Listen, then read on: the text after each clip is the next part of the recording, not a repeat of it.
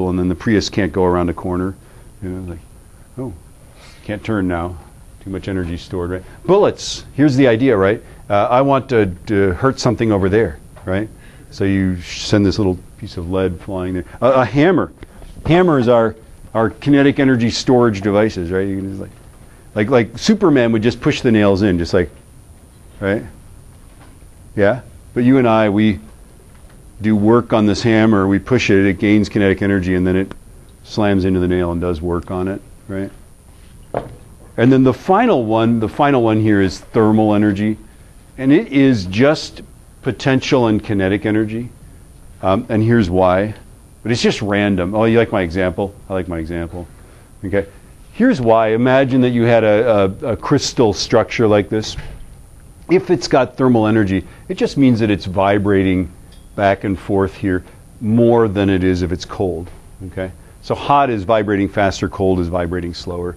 And when it's vibrating, it's either moving, it's got energy because it's moving, or it's got energy because it has gone to the end of its elastic limit, and it has stretched to the edge of it, and the energy is all stored as elastic energy.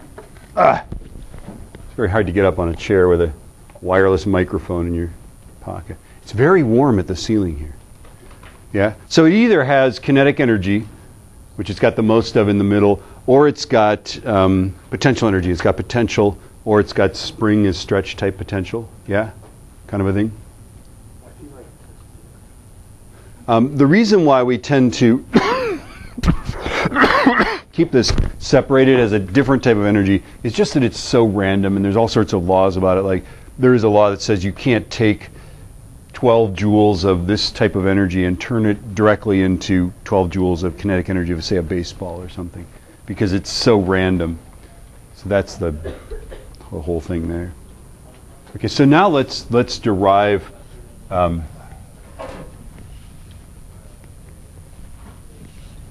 I'll come and stamp your homework. We could even put problems on the board if you want, but let's wait till we get some of this stuff.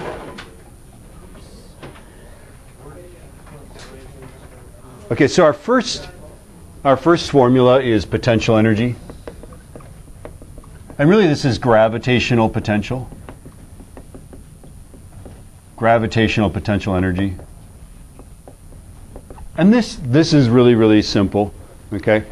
We know that if we do work on an object, okay, if we exert a force times a distance on an object, that we've transferred energy to it. So if I lift some mass, m, some distance, h is the height, because obviously it's the vertical distance that matters, right?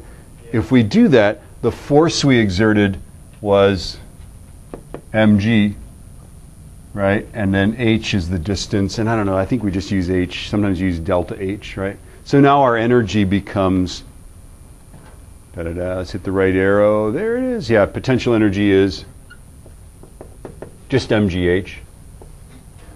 Okay. Where h is the height, g is the mass, or h is the height, m is the mass, and g is 9.8 newtons per kilogram. And if you're on Jupiter, obviously you better use the Jovian acceleration, right?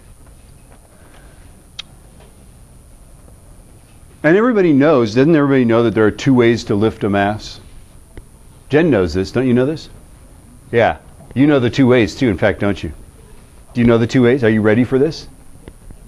Yeah, okay. Let me show you the two ways that I can give this mass mgh of potential energy, okay? H is going to be the height of the counter. M will be the mass, it's 1 kilogram. Yeah, are we ready for this? Way number one is that you approach the mass, preferably on one side or the other, bending at the knees. Okay, we grasp the mass, straighten at the knees, rotate, place it on the counter. Yeah? There we go. Okay? How's that, huh? Now what's way number two? It's very cool. Okay, here's way number two.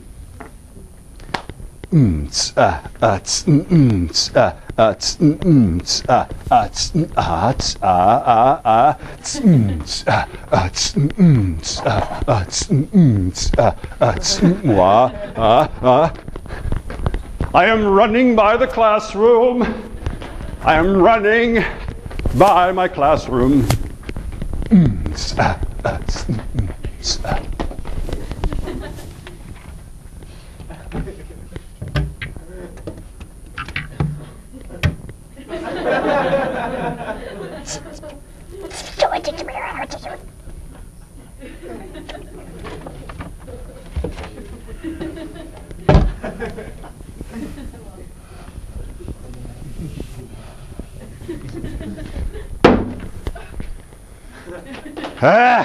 Voila. Now, in which way did the mass get more energy? Does it have more energy now after this, or more energy the first time? The same. Are you saying it doesn't matter how it gets to the top of the counter? It's crazy. Now, for sure, I'm a little more tired the second way, right? But in terms of transferring energy to that mass, did I transfer more energy to it? No, certainly not, right? Whew. Here we go.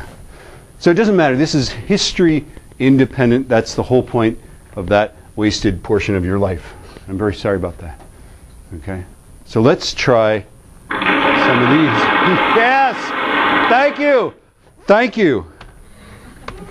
Whiteboard, whiteboard, whiteboard. Do not be fooled by centimeters. Do multiply the mass by the G by the H. Do not hesitate to achieve at a very high level. AJ, is this going to blow up? No. Trust me, man.